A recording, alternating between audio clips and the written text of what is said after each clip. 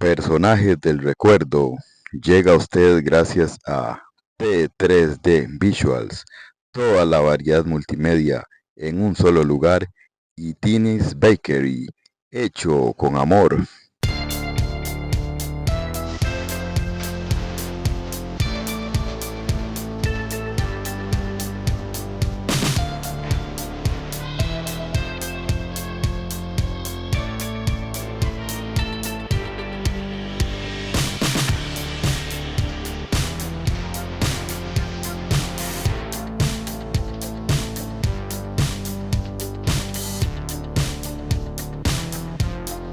Día Mundial de la Prevención en materia de desastres naturales.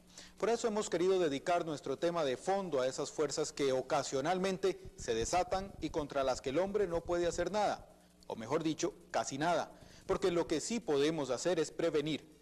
Con el apoyo de la Organización Panamericana de la Salud, suministrado por la Comisión Nacional de Emergencia y editado por NC4 Sucesos, veremos a continuación un reportaje especial sobre la tragedia de Muy buenas tardes, amigos del Baúl de los Recuerdos. Estamos en su espacio semanal Personajes del Recuerdo, que llega a ustedes gracias a nuestros auspiciadores T3D Visuals, contenido multimedia de gran calidad, películas, series, todo en un solo lugar.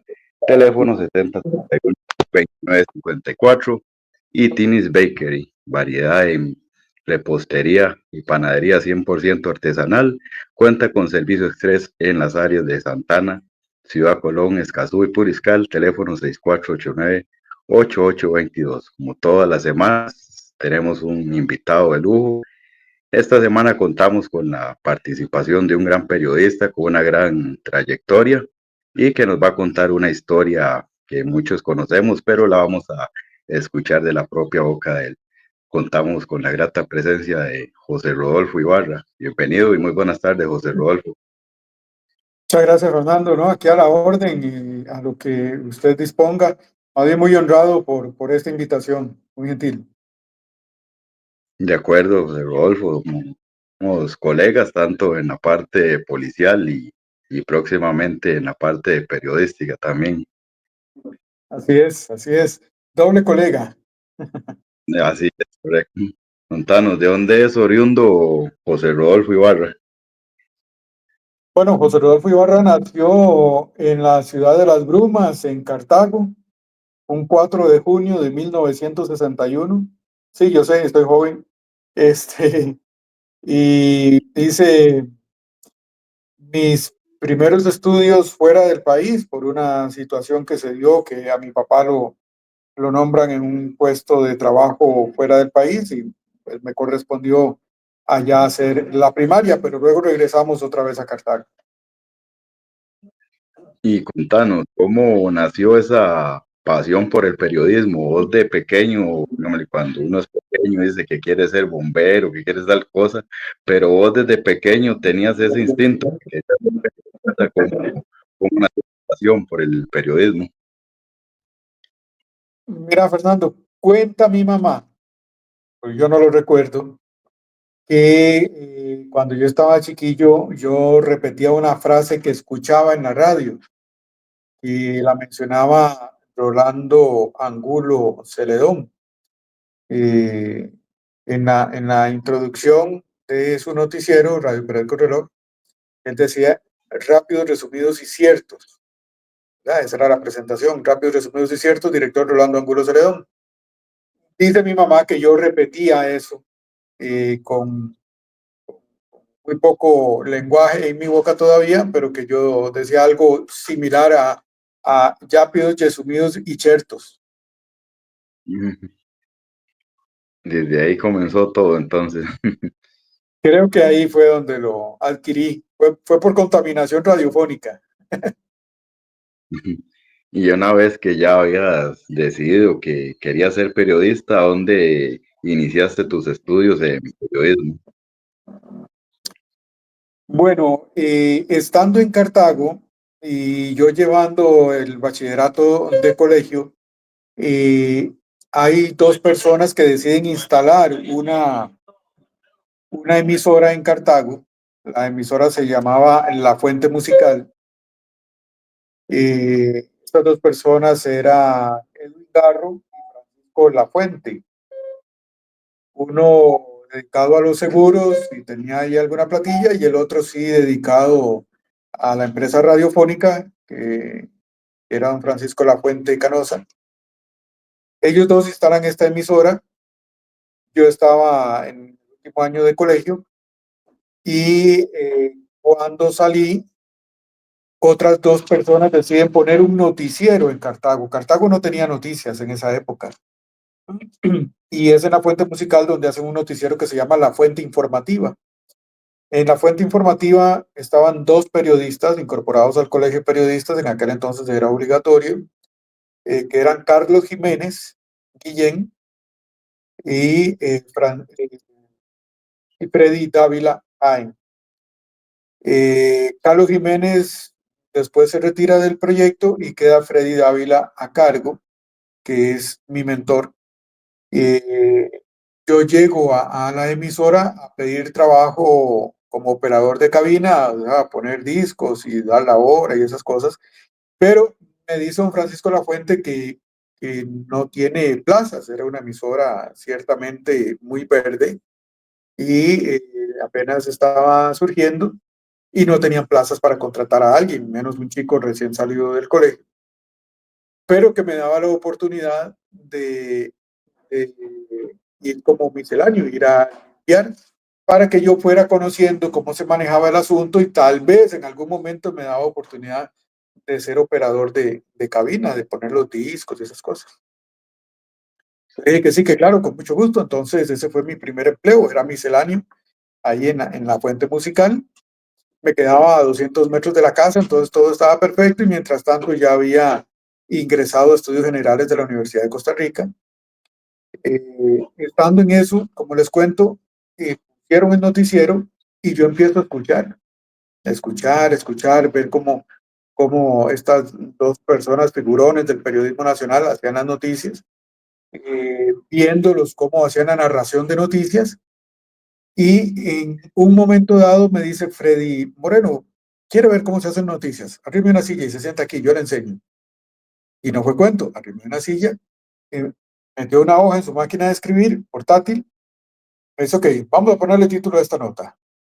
En qué estamos pensando? Vamos, yo fui a cubrir la Feria del Agricultor de no sé dónde. ¿En qué estamos pensando? En que el chayote está muy caro hoy. Como que no cambian las noticias, ¿verdad? De la época. Estoy hablando de 1980. Entonces, el título es este, ¿cómo hago la primera nota? Y empezó. Y ahí ok, ya hicimos la primera nota. Ahora la segunda la agarramos del último párrafo que hicimos la primera. Y ahí se fue. Y fue montando todo el noticiero, que era de 1 hora de duración, él solito. Y es así como logra empaparme y meterme, introducirme en la parte periodística, hasta que un día de tantos, estoy haciendo muy largo el cuento, un día de tantos me dice el dueño de la emisora, don Francisco Lafuente, me dice, mira, yo te contraté de misceláneo, pero veo que le estás dedicando más a las noticias. Entonces, aquí está tu liquidación, aquí está tu paga, y muchas gracias. Decirle a Freddy si él te va a contratar. Y yo fui donde Freddy con el rabo entre las patas, y le dije, Freddy, no es lo que me pasó, me acaban de despedir por esto y esto y esto. Ay, Moreno, qué torta, dice, yo no tengo plazas donde meterte. Y ahí, si querés seguir aprendiendo, pero de gratis. Y ahí empezó la historia hasta lo que ya soy hoy. Y ya una vez, ya cuando tú terminaste los estudios y eso, ¿cómo fue tu primera experiencia ya en medios ya más grandes? Bueno, tuve la fortuna de que a ver, yo ingresé a estudios generales a la Universidad de Costa Rica, al mismo tiempo llevaba filología y al mismo tiempo llevaba sociología como carreras, porque periodismo estaba muy alto el ingreso. Yo hago nuevamente examen de admisión, donde logro entrar a la carrera. Entonces dejo filología y sociología aparte y me dediqué a llevar periodismo y un poquito de geografía para estudiar sismografía. Eh, Estando en ese proceso del primer año de periodismo, ingreso al semanario Universidad, que es el periódico de la Universidad de Costa Rica, como practicante primero, luego me dieron un octavo de tiempo. O sea, no estamos hablando de medio tiempo ni de un cuarto, era un octavo de tiempo. Y trabajaba a tiempo y medio. Así eran las cosas. Estando ahí, me dan la oportunidad de, a ver, cada medio acreditaba un periodista ante la Nunciatura Apostólica con motivo de la llegada del Papa Juan Pablo II a Costa Rica. Y Carlos Morales, el director del Semanario Universidad, me designa a mí. Dentro de todos los periodistas viejos que habían, decide, se inclina por mí y me escoge a mí. Yo feliz y contento, voy a la anunciatura, a la capacitación, junto con un montón de periodistas, en cuenta Marcelo Castro Benavides, en ese entonces redactor de Telenoticias, Canal 7. Y bueno, se dan una serie de vicisitudes ahí que terminan dándome la oportunidad como corresponsal de Telenoticias en Cartago de acompañar a Marcelo. Marcelo es el que me invita a la transmisión de despedida del Papa Juan Pablo II, ya el día que se iba para Italia. Y ese día fue cuando toqué los micrófonos en vivo de Noticias Monumental y fue como una bendición, papal, literal, porque al día siguiente me llama doña Nora Ruiz de Angulo, la directora de Noticias Monumental, y me ofrece la oportunidad de elaborar en Noticias Monumental, donde permanecí por unos meses, hasta que se vino un enjambre sísmico, y como yo llevaba sismografía, me tocó la gran oportunidad, yo trabajaba de 6 de la tarde a 6 de la mañana, tenía el horario de noche, me tocó la gran oportunidad de que los temblores se vinieron de noche. Yo tenía algún conocimiento, entonces durante el sismo empezaba a transmitir en vivo y a explicarle a la gente en qué consistía el sismo, ¿verdad? Que era un epicentro, cuál era la diferencia entre epicentro e hipocentro, cuál era la diferencia entre magnitud e intensidad, cuando hablábamos de latitudes, en fin, todos esos detallitos aterrizados un poquito para que la gente me entendiera de qué estaba hablando. Y empecé con esas transmisiones. Bueno, esas transmisiones le gustaron mucho a don Rodrigo Fournier Guevara, entonces director de Telenoticias. Y es por lo de enjambre sísmico que me ofrecen trabajo, nos llaman precisamente a Marcelo Castro y a mí a una reunión con don Rodrigo, nos ofrece trabajar allá. Marcelo en ese momento no acepta, mentira, Marcelo fue a la reunión de la anunciatura como redactor de Monumental, no el 7. Después fue que nos ofrecieron ese trabajo, Marcelo no acepta, yo acepto y me quedo trabajando en Telenoticias por espacio, creo que de 7 años, algo así. Y bueno, ya después otros medios, otras oportunidades, hasta lo que estoy yo. Y bueno, vos sos un pionero en la cobertura de noticias de sucesos. ¿A ti siempre te gustaba los sucesos o en algún momento te inclinaste por algún otro tipo de cobertura? Sí, no dije que durante mis años de colegio yo fui cruzrojista.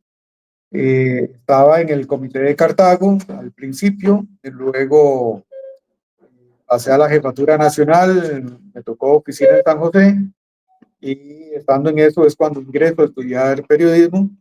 Entonces ya dejé la Cruz Roja, me dediqué al estudio, etcétera. Entonces ya traía eso como en la sangre. Mi hermano me siguió los pasos también se hizo socorrista, también estuve en la Cruz Roja. Mi mamá había sido dama voluntaria de Cruz Roja, entonces ya como que eso venía. Y por supuesto que el estar en la calle atendiendo emergencias, sin quererlo, me hizo sucesero. Cuando yo entro a Telenoticias, la fuente que me asigna don Rodrigo Fournier es cubrir sucesos. Entonces empiezo con la labor de atender a policías, a bomberos, a cruzrojistas, conocer toda la gama de funciones, hasta las claves, de cómo operaban, diferencias de armamentos, qué podían, qué no podían hacer, cómo era el sitio de un suceso, hasta dónde podía ingresar la prensa, hasta dónde no, en fin, hasta los choques con los policías me tocaba a mi ver, pero bueno, eso era un poco el cómo ingresé al área sucesera y que se me quedó en la sangre hasta creo que me pensionaré siendo sucesero. Y eso facilitó para hacer las labores que realizas hoy en día, ¿eh? Por supuesto, eso fue elemento catalizador, mucha facilidad para estas nuevas funciones que me deparó la vida y que me encantan además. Vamos a un momento, bueno, uno de los momentos más lamentables de la historia del periodismo. Vamos al 30 de mayo de 1984, si más no me equivoco, ¿verdad? Así es. Una, una de las situaciones más lamentables que se han vivido y que hasta el momento hay más dudas que certezas. ¿Para qué medio laborabas en ese momento? Tenía pocos meses de haber ingresado a Telenoticias, Canal 7. Yo ingresé en el 83 a Canal 7, en septiembre del 83.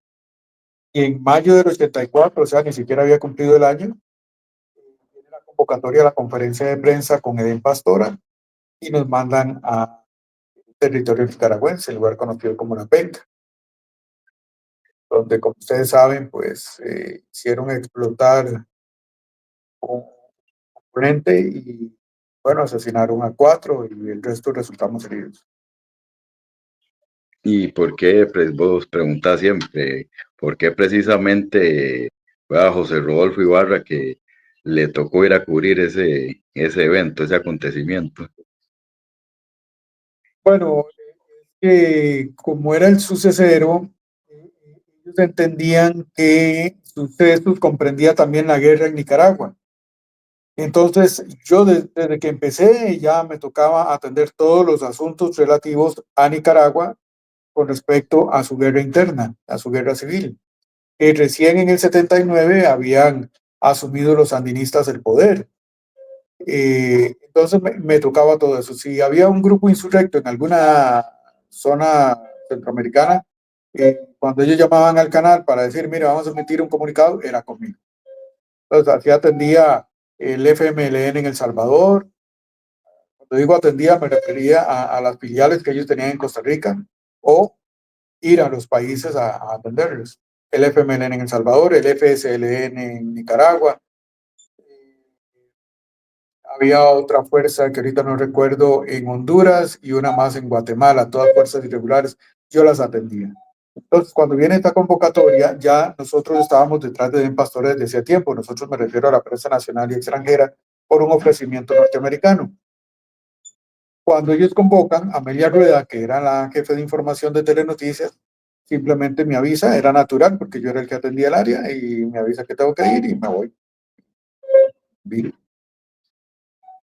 Y no sé si nos puedes dar detalles por qué precisamente se convocó a esa famosa conferencia de prensa.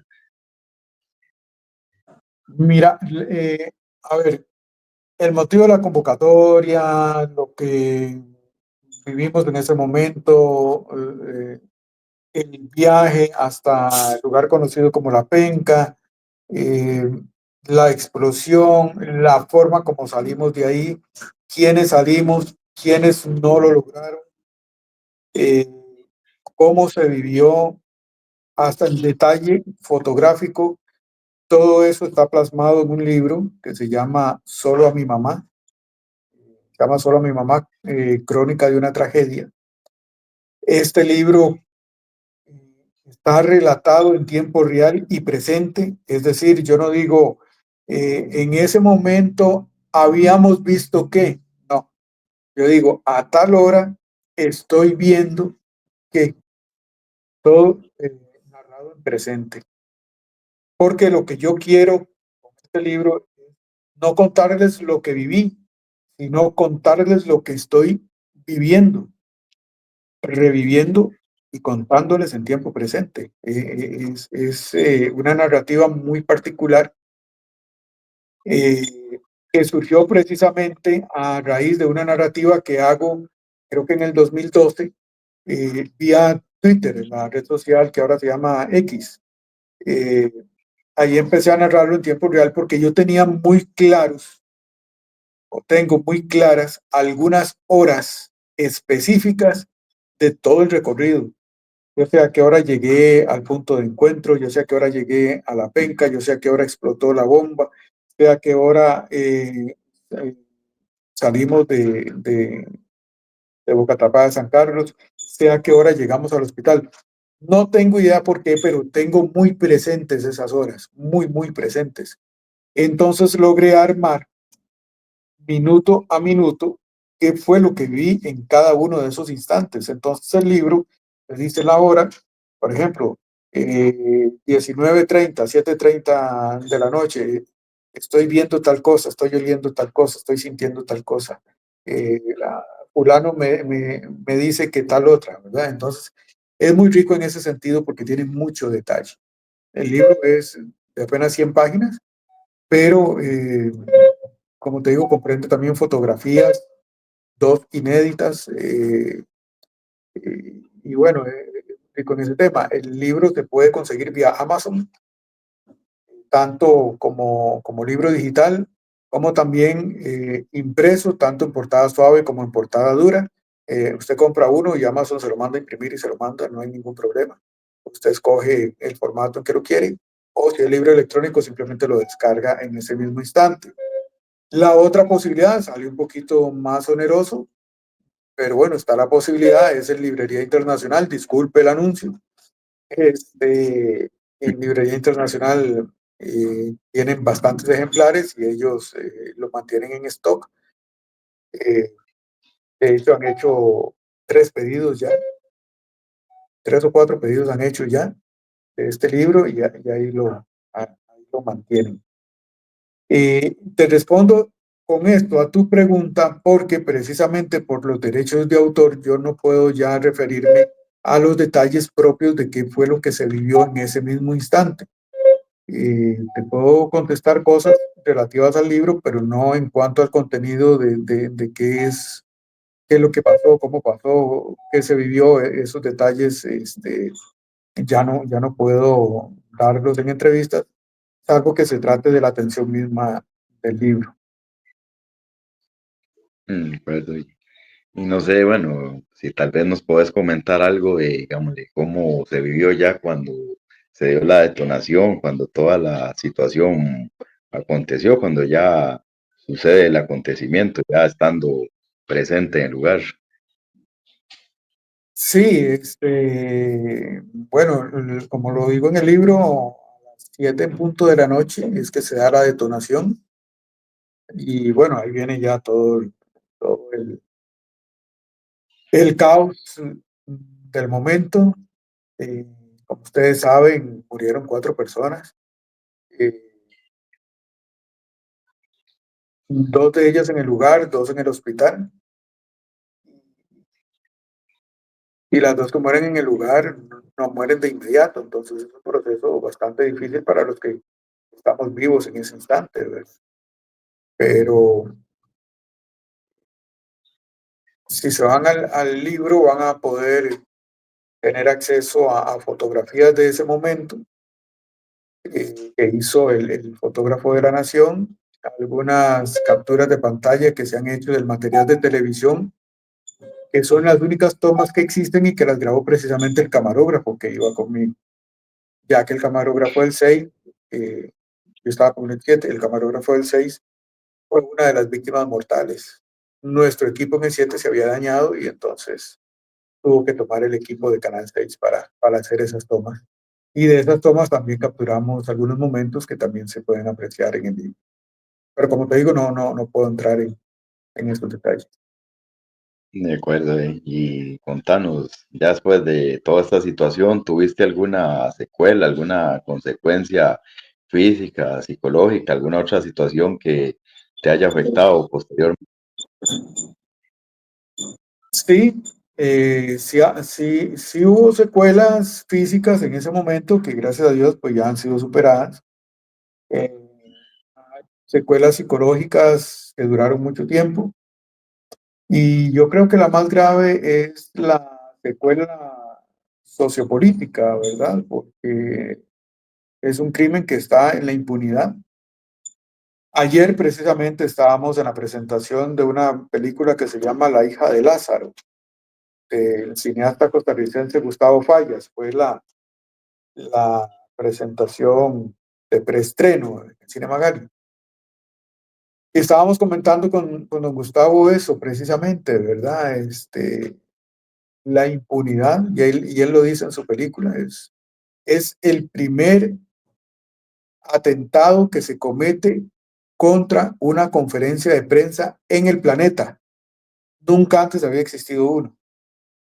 Ya recientemente hubo otro que fue en Afganistán, pero bueno, nosotros tuvimos ese ingrato, amargo primer lugar y que hasta hoy en día es impune, ¿verdad? No, nadie ha ido a prisión por eso, nadie ha pagado un solo 5 por eso, nadie ha dicho este atentado es mío, nadie se lo ha adjudicado, aunque pues hubo varias investigaciones y que en el libro revelo un poco la línea más probable de investigación sobre la autoría, tanto de facto como intelectual de este atentado.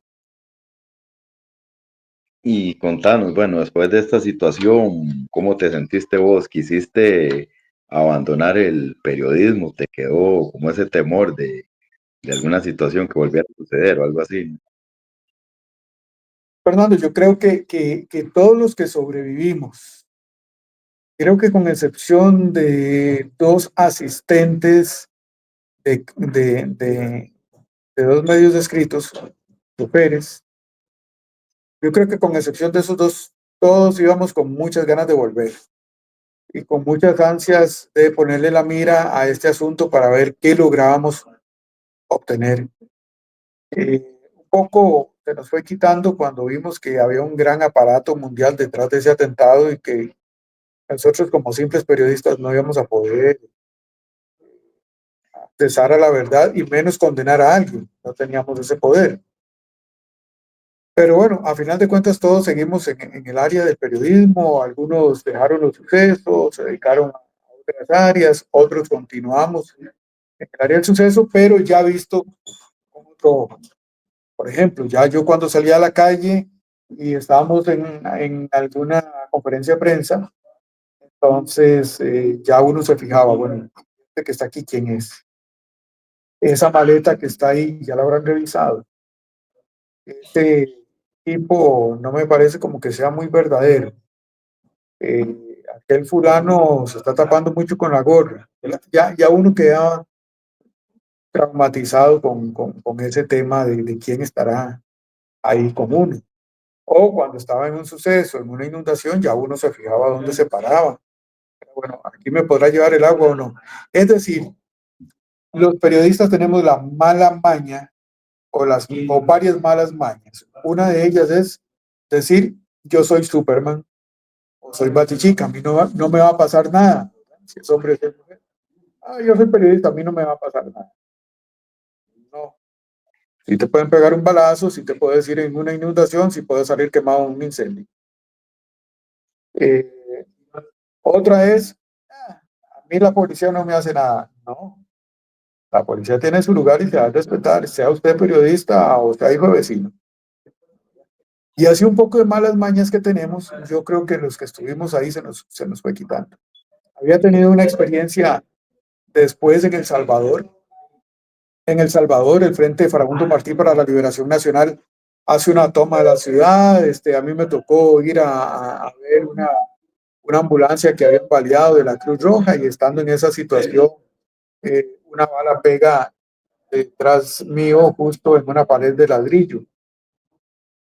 Tal vez con una cuarta más de puntería del sujeto, no estarías haciendo esta entrevista. Pero son temas que los periodistas tenemos que aprender. No somos inmunes, no somos impunes, no somos inmortales.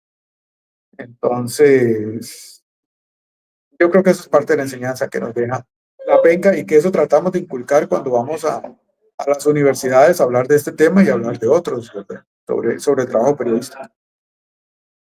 Como decimos este policial, estar X6, ¿verdad? Exactamente, exactamente. Vos lo has dicho. Hay que estar alerta siempre porque si no, en una cabana que viene, se lo comen a uno. No sé si, bueno, hay muchos detalles, como decís, que estás en el libro, están en el libro y que no puedes comentar, pero no sé si nos podés comentar sobre estas personas, Roberto Vital Gallín y Tomás Porge. Eh, bueno, esa es parte de una investigación que realizó la Asamblea Legislativa de Costa Rica, que fue hubo una comisión investigadora que para mí fue la más acertada, donde está involucrado Tomás Borges Martínez, quien era ministro del Interior y de Defensa de Nicaragua, y Roberto Vital Gagini. ¿Quién era Roberto Vital Gagini? Un argentino eh, que era pagado, y él trabajaba para quienes pagara, fuera de izquierda, fuera de derecha, para cometer atrocidades, asesinatos, atentados. Eh, este sujeto se hizo llamar Per Anker Hansen, que fue el pasaporte que utilizó cuando ingresó a Costa Rica para ir a colocar el artefacto explosivo en la penca. Se hizo llamar Per Anker Hansen, pero en realidad se llamaba Roberto Vital Gagini. Y bueno, ¿en qué terminaron Tomás Borges y Roberto Vital?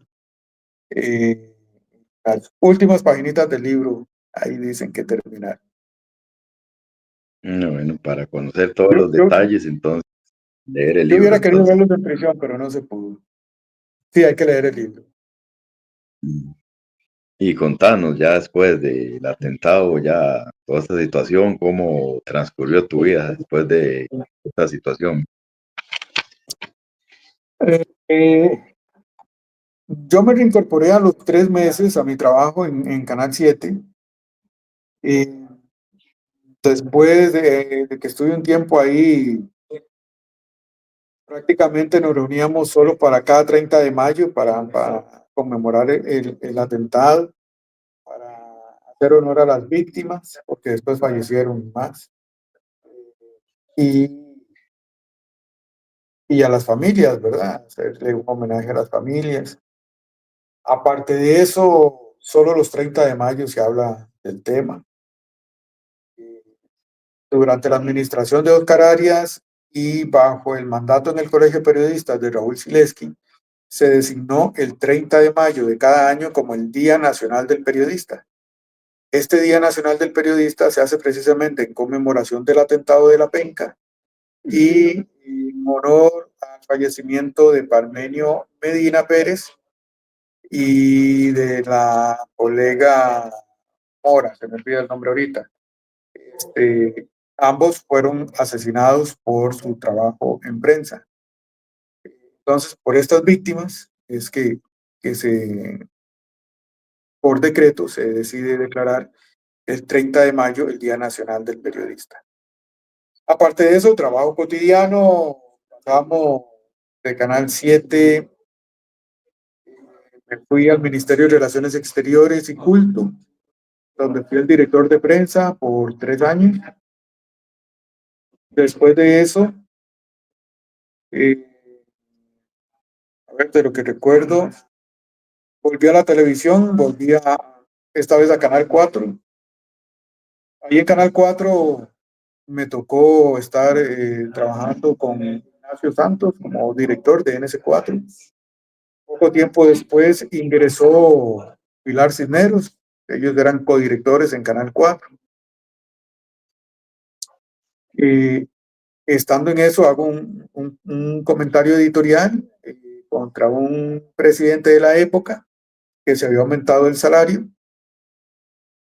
Y bueno, Ignacio y Pilar ya habían migrado a Canal 7, yo estaba todavía en el 4, estaba Jorge Valverde, que murió ya a cargo del noticiero.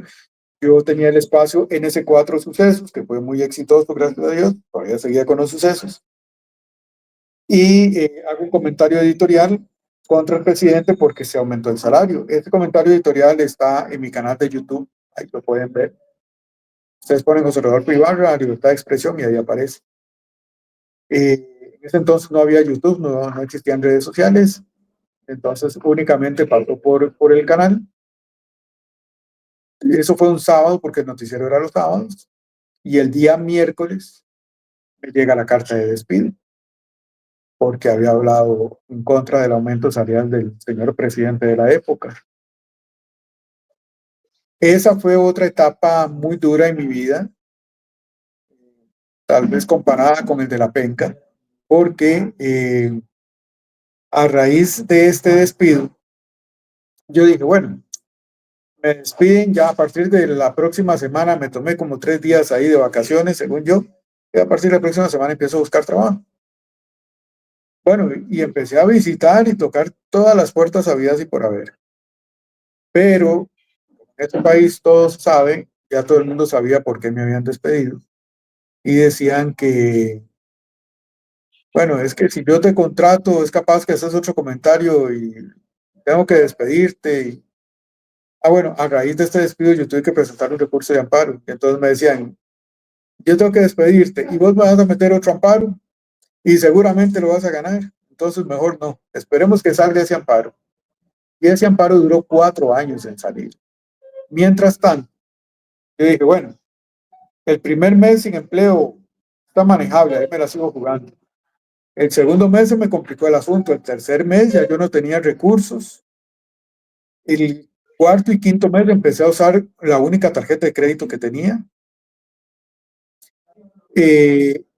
Sexto, séptimo y octavo mes, cuando empezaron los tiempos para pagar esas tarjetas, ya yo no tenía de dónde. Se me fue haciendo una bola de nieve tan grande que empezaron los problemas serios. Ya yo no tenía posibilidades de llevar alimento a mi casa. Empezó la familia a ayudarme. Yo no tenía posibilidades francas de un trabajo. Busqué trabajo en los lugares más insospechados. Recuerdo uno en particular que se llama la Casa de las Medias. Yo creo que todavía existe. Llevé el currículum y todo ahí y me decía, pero es que el puesto que hay aquí es para vendedor de tienda, para vender medias. Yo le dije, sí, sí, yo sé, estamos claros, yo quiero ese trabajo. Me dice, no, es que está sobrecalificado. Y salí otra vez con el rabo entre las piernas y la cabeza baja de esa tienda que estaba ahí por Avenida Segunda, porque yo dije, ya no tengo de dónde. Pasaron 4 años sin empleo. Es que hablar de un mes sin trabajo, 3 meses sin trabajo, un año sin trabajo, yo lo entiendo, pero cuando tienes 4 años sin trabajo, es un asunto duro. Estuvimos, bueno, yo he perdido 2 carros por no pago, se los llevaron. Y estuvimos a una semana de perder la casa, que todavía hoy, gracias a Dios, habitamos. Pero sí, fue una época durísima. A los 4 años sale el voto de la Sala Constitucional donde los 7 magistrados en pleno me dan la razón. Se había violado la libertad de expresión en este país por parte de la empresa Teleamérica S.A., que era la que había comprado Canal 4 con capital mexicano de TV Azteca. Bueno, los mexicanos estaban más acostumbrados a eso, nosotros no tanto. Y entonces la Sala Constitucional los condena a pago de daños y perjuicios. No ordena la reinstalación porque no existe reinstalación cuando se trata de empresa privada. Si fuera el sector público, se hubieran ordenado la reinstalación de mi trabajo y el pago de los salarios caídos. Pero bueno, en este caso no se dio. Esto significó otro proceso que se llama ejecutoria de sentencia, donde tuve que llevar otro juicio para obligar a la empresa Teleamérica, esta vez en manos de Repretel, representaciones televisivas que había comprado Teleamérica, fueron los que se hicieron cargo del caso. Yo siempre sostuve que, porque Canal 6 me decía que ellos no tuvieron nada que ver en el asunto, entonces que no iban a pagar. Yo siempre sostuve que era como comprar un carro embargado. Si usted compra un carro embargado, tiene que hacerle frente al embargo, no hay de otra. Y si si ellos habían comprado Teleamérica con este problema encima, ahí lo llevaban. A final de cuentas, logramos ganar ese otro proceso. Me pagaron lo que el juez dijo, mucho, la 90% de ese dinero se fue en ponerme al día con todo lo que debía, en recuperar las deudas de la casa. Los carros no se recuperaron, pero bueno, logramos salir adelante ahí de a pocos y el resto del dinero se lo llevó el abogado. Entonces, en realidad a mí lo que me quedaron fueron como millón y algo de aquella época, de todo lo que ellos tuvieron que pagar. Pero bueno, Sí, así fue esa historia. estuvimos observando, hemos observado ese video y sí lo hemos considerado, bueno, de mi parte, sí, como una de las grandes injusticias y una de las violaciones a la libertad de expresión. Y contanos una cosa, ya que sacaste este tema a colación. Es una pregunta difícil, pero ¿guardaste o seguís guardando rencor contra las personas que tomaron esa decisión? Eh, a ver, yo sé que a los días después de emitido el comentario, todo el aparato estatal se volcó en ejercer presión sobre el canal y sobre el director de noticias. Eh, yo entiendo que tal vez Jorge plaqueó, cedió a la presión gubernamental que le decían, bueno, si usted no quita a este muchacho de ahí, no le damos más pauta publicitaria gubernamental, se conoce realmente como propaganda. Y entonces, ante esas presiones político-económicas, yo entiendo un poco, no lo comparto, pero lo entiendo, de por qué Jorge Valverde cedió. Y también un señor que se llama Pedro Odio. Odio era parte de la agrupación política que gobernaba en ese momento. Disculpa un momento.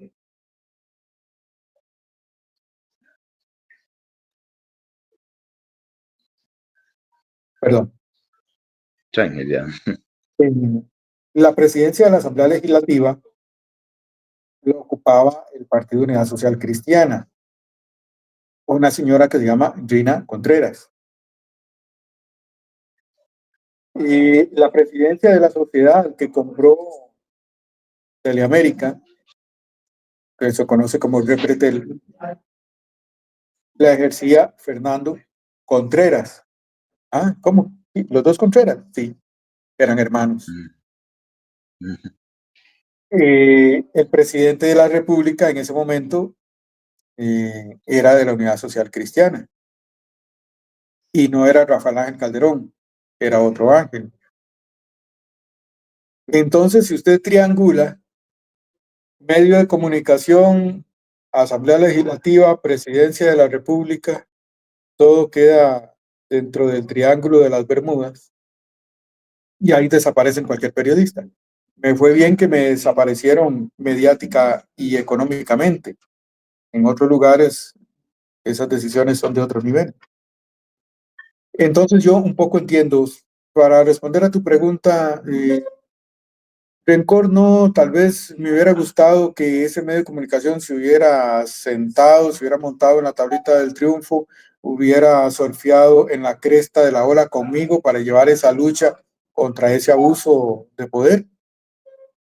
Pero una cosa es lo que a uno le hubiera gustado en un mundo ideal y otra cosa es lo que sucede en la realidad. Y bueno, contra el señor presidente tampoco. De hecho, una vez nos encontramos precisamente en Escazú.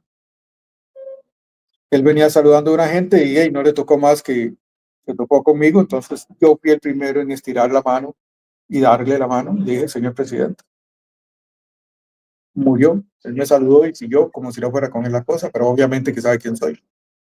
Y no, yo creo que cada cual cumplió con su papel ahí, cada cual cumplió su misión. A mí me tocó llevar el palo, a ellos les tocó el poder, el éxito, el dinero y el triunfo, y a mí me correspondió todo lo contrario. Se hicieron campañas difamatorias contra mí en esa época. que nunca supimos de dónde salieron, aunque se sospecha. Y prácticamente lo único que les faltó decir era que yo era narcotraficante, seguramente porque no se me veía la coca, pero fue lo único que les faltó decir. De ahí en fuera, todos los epítetos, todas las difamaciones que pidieron, sin ninguna prueba, sin ninguna evidencia, sin ningún juicio, sin nada, pero la soltaron. Y eso es como soltar una almohada de plumas, ¿verdad? En un balcón. Vaya, recójalas después a ver cómo queda esa almohada. Pues es exactamente el mismo caso. Afortunadamente hoy gozo de un muy buen empleo, de una muy buena confianza. Mi reputación creo que se ha recuperado bastante, tanto así que me dieron la oportunidad de presidir el Colegio de Periodistas y Profesionales de Comunicación en 2 oportunidades, en el 2012 y en el 2013. Y bueno, y aquí estamos haciéndole frente a esto, don Fernando. Sí, has pasado situaciones muy complicadas, pero has sido valiente y has salido adelante. Bueno, eso que mencionas ahí, ya te resarciste con todo eso y lograste llegar a la dirección del Colegio de Periodistas, como lo mencionas. Así es. Y agradecido con mis colegas que me pusieron ahí y ahora agradecido con la comunidad que me ve de este lado de este lado de la acera, ¿verdad? Porque bueno, siempre me correspondía estar, como el caso tuyo, ¿verdad? Sí, el periodista siempre está viendo los toros de frente. Esta vez estamos dentro del redondel, entonces es diferente, pero yo creo que eso la gente lo ve y lo agradece. Y nos vamos un poco ahí a tu actualidad, ahora en la Policía Municipal de Escazú. ¿Cómo se dio tu llegada a esa institución? Bueno, mi madre, a ver, yo estaba trabajando en el Tecnológico de Costa Rica. Tenía 2 puestos, pero era solo 3/4 del tiempo. Tenía un cuarto de tiempo en la sede de Santa Clara, en San Carlos. Ahí estaba a cargo de una revista interna que se llama Ventana.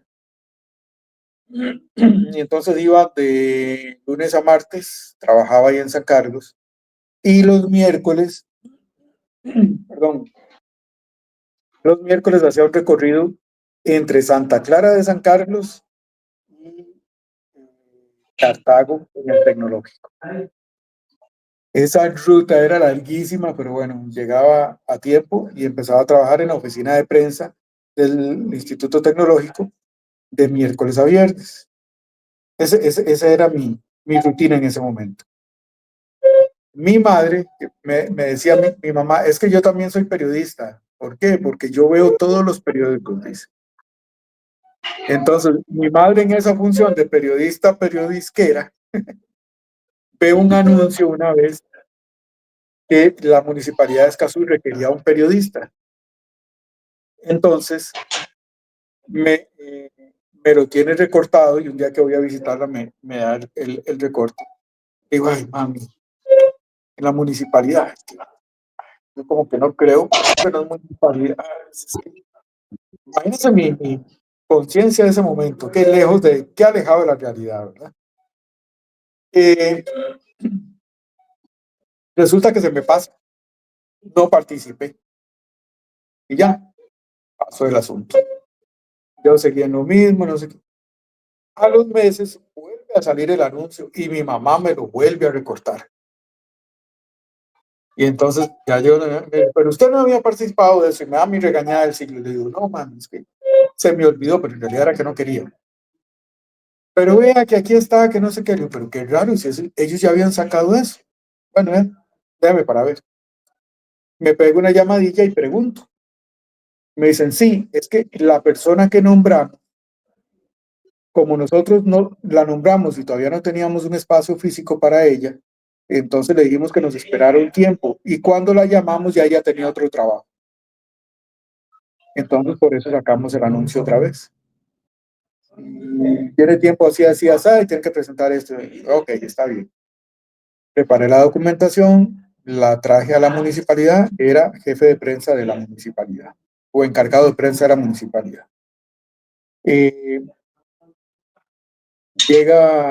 Hacen la selección por currículum de los 186 que participamos, seleccionan a 50, de esos 50, 20 y resto fuimos a examen, con el inconveniente de que el examen fue un miércoles, justo el día que yo venía de San Carlos, y había un arreglo en la carretera, y bloquean la carretera mientras la maquinaria hace su trabajo, para no cansarlos con el cuento.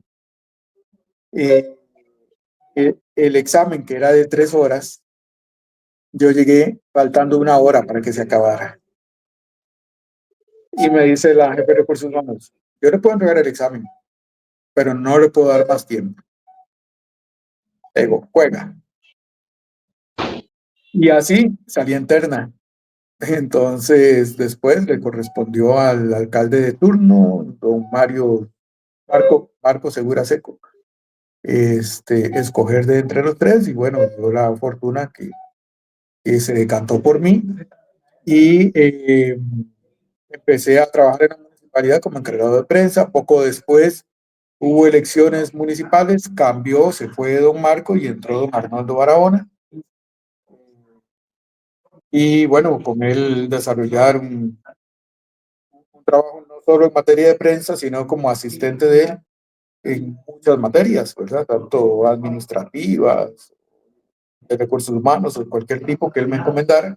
Y ahí fue donde empezamos con este trabajo para reformar la policía municipal. Tenía también un poco que ver con mi trabajo en la Asamblea Legislativa, donde también estuve antes del tecnológico, y entonces tenía las relaciones entre la corporación municipal y la Asamblea Legislativa. Entonces me era muy fácil porque conocía a la gente, y ahí fue como logramos un poco estabilizarnos más. Y bueno, ya después vino la reforma a la policía municipal dentro de una reestructuración de toda la municipalidad, y es donde el alcalde me ofrece la posibilidad de volver a los sucesos, pasarme a la policía con un detalle, que era que yo tenía que hacer los cursos para ser policía. Entonces tuve que hacer los de portación de armas, tuve que ir a táctica, me dieron los otros cursos, después participar de las capacitaciones de aquí, y entonces sí me nombraron porque se creó una plaza. Esta plaza es la única que existe en el país que tiene requisitos de las dos áreas. Tiene el requisito de licenciatura en periodismo, con sus años de experiencia, tiene el requisito de portación de armas. O sea, ninguna plaza en periodismo en este país tiene el requisito de portación de armas, por ejemplo, además de los cursos. Entonces tiene como esa amalgama de las dos profesiones, y para poder estar aquí. Por ejemplo, hay otras policías que tienen oficinas de prensa, como el OIJ, la Policía Municipal de San José, Fuerza Pública.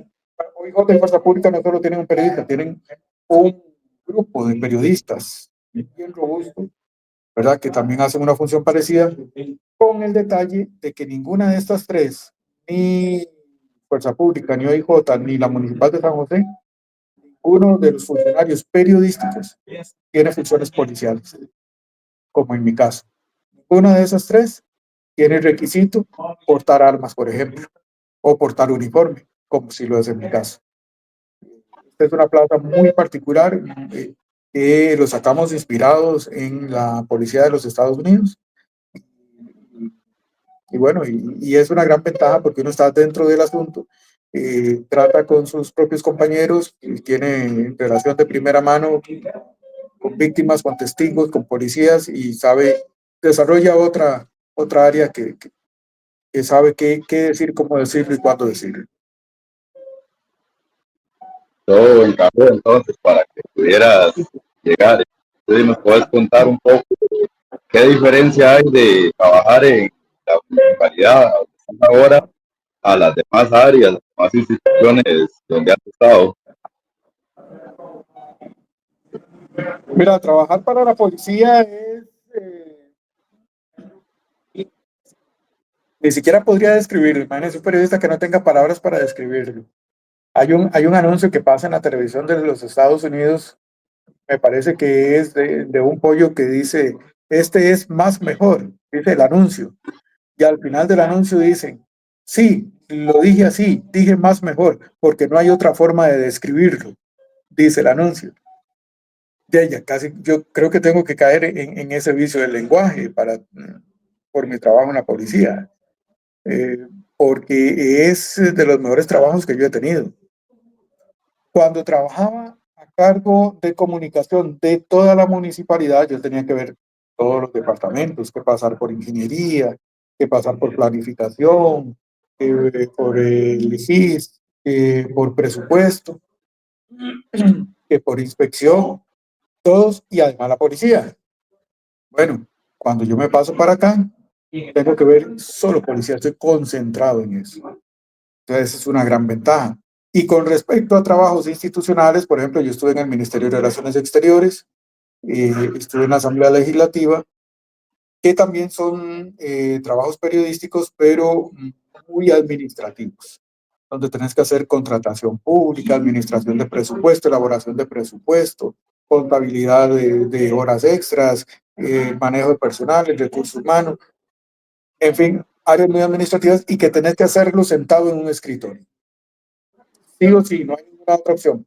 Con excepción de la Cancillería, con excepción del Ministerio de Relaciones Exteriores, donde en ocasiones tenías que volar, ¿verdad? Tenías que ir a otros países acompañando al canciller y haciendo gestión de prensa para el gobierno de Costa Rica en el extranjero. Con excepción de esa, yo creo que la policía es la que más calle te da. Y digo excepción porque también cuando vas a otro país, en función de cargado de prensa de la Cancillería, también vas a hacer operaciones de escritorio, de computadora, en este caso. Eh, Nosotros en la calle no, vos lo sabes, es otra cosa. Entonces es una combinación muy agradable, muy bonita. Eh, yo a cada trabajo que he tenido le tengo su cariño y a cada jefe que he tenido le tengo su cariño. Para mí todos han contribuido enormemente, desde Carlos Morales en el Semanario Universidad, Nora Ruiz de Angulo en Monumental, Rodrigo Purnier Guevara, que en paz descanse, fue uno de mis mentores. Freddy Dávila Jaén, el mentor propiamente dicho, que me empezó en esto. Amelia Rueda, que me mandó a la penca. Eh, Ignacio Santos, que me recibió primero en Canal 4. Eh, Pilar Cisneros, con quien tuve la oportunidad de trabajar bajo su mando. Eh, en la Asamblea Legislativa, Humberto Arce, periodista y jefe de fracción de la época, Jody Surger también, y aquí, obviamente, don Marco Segura, pero sobre todo Arnoldo Barahona, como alcalde de Escazú, bajo la jefatura también actualmente don Oscar Dobles, todos han aportado para que yo haga un paso dando lo mejor de mí en cada uno de mis trabajos y a todos les tengo un gran aprecio y cada institución les tengo un gran aprecio y cariño y a todos los compañeros que he tenido durante mi paso. Ahora estoy con vistas a la pensión. Si no hay ningún cambio en la decisión de gobierno, espero que en junio del 2026 logre ya esa pensión. Mi salario será raquítico, pero tendré la paz de estar en la casa. Bueno, espero haber dado lo mejor de mí hasta esa fecha. A ver si Dios no decide lo contrario. Pasé por un par de infartos, pero bueno, esperemos llegar a la pensión a ver cómo nos va. Y contanos ya para casi para ir cerrando, a pesar de todos estos momentos difíciles que has pasado y todas estas situaciones, si tuvieras que volver a elegir, elegirías ser periodista. Yo tuve que luchar contra mi hija porque mi hija quería ser periodista y yo le dije que no. Yo le dije que no, que no, que no, que no. Le di todos los argumentos. Al final se decidió por sacar una maestría en ingeniería audiovisual. ¿Con qué se come eso? No tengo idea, pero está ya en Corea desde hace 5 años. Allá se fue a estudiar y allá trabaja ahora. Este, fue lo único que logré desviar. esto para contestar a tu pregunta, porque si yo volviera a nacer, muy probablemente haría la misma ruta. Si yo pudiera ahora devolverme y me dicen, bueno, ya usted no va a tener 60 y tantos años, sino que a partir de ahora usted va a tener 30 años. ¿Dónde quiere trabajar? ¿Quiere estar donde estuvo a sus 30 años? Yo le diría que sí. Corregiría muchos de mis errores porque tampoco soy la perfección, el non plus ultra, no. Corregiría muchos de mis errores profesionales y sobre todo personales. Eh, hubo gente a la que mis actuaciones pudieron ocasionarle daño sin yo saberlo en ese momento. Eh, y todo eso lo hace a uno recapacitar, ¿verdad? Sobre el paso por la vida, pero sí, con la ayuda de Dios, yo diría, incorporaría más a Dios en mi vida de joven para que me orientara como lo he hecho hasta la fecha y volvería a ser periodista, pero con un detalle. Intentaría ser policía mucho antes de como lo fui ahora, para ejercer las dos profesiones en una sola. Ahora tengo como 8 años de ser, mi esposa dice, poliorista, policía y periodista. Tengo como 8 años de ser poliorista y me hubiera gustado ser como unos 20 años poliorista. Sí, sí, me hubiera gustado más.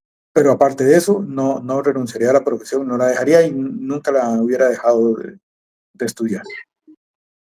No sé si nos puedes enviar un mensaje ahí a la gente que está iniciando en este ámbito del periodismo y qué retos hay para estas nuevas generaciones de periodistas. Mire, para los futuros colegas, yo les diría que la tecnología tienen que utilizarla en su favor y no en su contra. ¿A qué me refiero con esto? Si usted va a hacer periodismo de WhatsApp o si va a hacer periodismo de Facebook, este no es su campo. Yo sigo considerando que el periodista tiene que estar en la calle, haciendo el contacto, el tú a tú con la fuente de información. En el tanto en que usted se aleje de su fuente, en esa misma medida usted va perdiendo su autonomía, su independencia y su sabiduría periodística. ¿Para qué fue a la universidad entonces? Hay casos, te pongo un caso ya, en un minuto. Hubo un grupo de asaltabancos venezolanos que operó en Costa Rica. Ese grupo en los años 90 golpeó como 3 o 4 bancos, el Banco Anglo, que recuerde, el Banco Nacional, y eran golpes al estilo de película. Llegaban armados, ametrallaban, mataron a una gente, se llevaban el dinero y desaparecían. Este grupo de asaltabancos logra cogerlos la policía tiempo después y los mandan a Venezuela, los meten en un avión. Nadie se dio cuenta de esa operación, de que los tenían ahí, excepto un periodista. Yo. ¿Cómo me di cuenta? Gracias al contacto cercano que tenía con la fuente. Una persona, que todavía hoy no puedo revelar su nombre, estando en la sección aérea base 2 del Ministerio de Seguridad Pública en el aeropuerto Juan Santa María, me llama y me dice, Ibarra, aquí tengo tus tamales. Yo, ¿cómo? Los tamales. Sí, sí, sí, venite. Aquí estoy en base 2. Es que si no, me los tengo que llevar. Y me cuelga. Y yo me quedo, tamales, tamales, tamales, verdes, verdes, algo militar, verde. Vámonos para la base. Y llegamos a la sección aérea del Ministerio de Seguridad Pública, levantamos el mástil, empezamos a transmitir en vivo. Un compañero se subió en una palmera y logró divisar un avión militar de la Fuerza Aérea Venezolana, y donde están llevando a los asaltabancos venezolanos en una microbús de seguridad pública, los hacen bajados, los montan al avión y adiós, se van para Venezuela. El presidente de la República estaba en Consejo de Gobierno con toda la prensa ahí reunida y no se habían dado ni cuenta, y se dieron cuenta gracias a la transmisión que yo hice en ese momento. Pero eso no se logra por Facebook, no se logra por WhatsApp. Eso se logra estableciendo una relación de confianza con la fuente. Y si usted, amigo periodista, va a ser de esos que piensan que van a ir a presentar el noticiero muy maquilladitos, muy bonitos, muy carita o de muñeca o de muñeco, está muy equivocado de profesión. Para eso hágase modelo, le va mejor, ¿verdad? Pero si es un periodista de verdad, vaya a la calle. Foguéese primero en sucesos. establezca relaciones de primera mano, no por WhatsApp. Y graso error, mándame un video dándome declaraciones. ¿Y a dónde está la pregunta? ¿Y a dónde está la repregunta? ¿Y a dónde está lo que yo como periodista quiero sacar del entrevistado? Porque si usted me pide a mí, mándeme un video, yo le mando lo que yo quiero como fuente. ¿Qué es lo que yo quiero? Es lo que me interesa, no lo que no quiero que el periodista sepa. Y no me refiero a la policía donde estoy ahora, me refiero a otros órganos políticos del país. Entonces, por eso es importante, y les dejo eso de consejo a los futuros colegas, que no se hagan periodistas de Facebook o de WhatsApp. Vayan a la calle, establezcan una buena relación con sus fuentes y cuando tengan que atacar, como dice un amigo mío, duro y a los tobillos, sin miedo al éxito. Gracias. Así es, José Rodolfo. Está muy excelente esta conversación, la verdad la disfruté mucho y para mí que estoy iniciando en este camino es un honor poder compartir con una persona que para los que iniciamos en esto es una escuela viviente, sinceramente. Me está muy agradecido y muchos éxitos en esa labor que llevas a cabo la Municipalidad de Escazú. No, el agradecido soy yo, Fernando, por esta oportunidad y para llegar a todo tu público. Y bueno, aquí estoy a la orden. Recordarles comprar el libro, puede ser en Librería Internacional o en Amazon.com. Eso me va a ayudar mucho. En realidad, por cada libro que se venda, yo pierdo como 36 centavos de dólar. Yo tengo que pagar. Pero no importa, porque lo importante es el mensaje, el contenido de ese libro. Así es. Bueno, muchas gracias a todos los que nos siguen a través de su espacio Personajes del Recuerdo. Los esperamos la próxima semana con otro espacio. Recuerden nuestros auspiciadores T3D Visuals con todo el contenido multimedia, solo espacio, y Tines Bakery, panadería y repostería 100% artesanal. Entonces, nos vemos en una próxima edición. Muchas gracias por su sintonía y hasta la próxima. Hasta luego.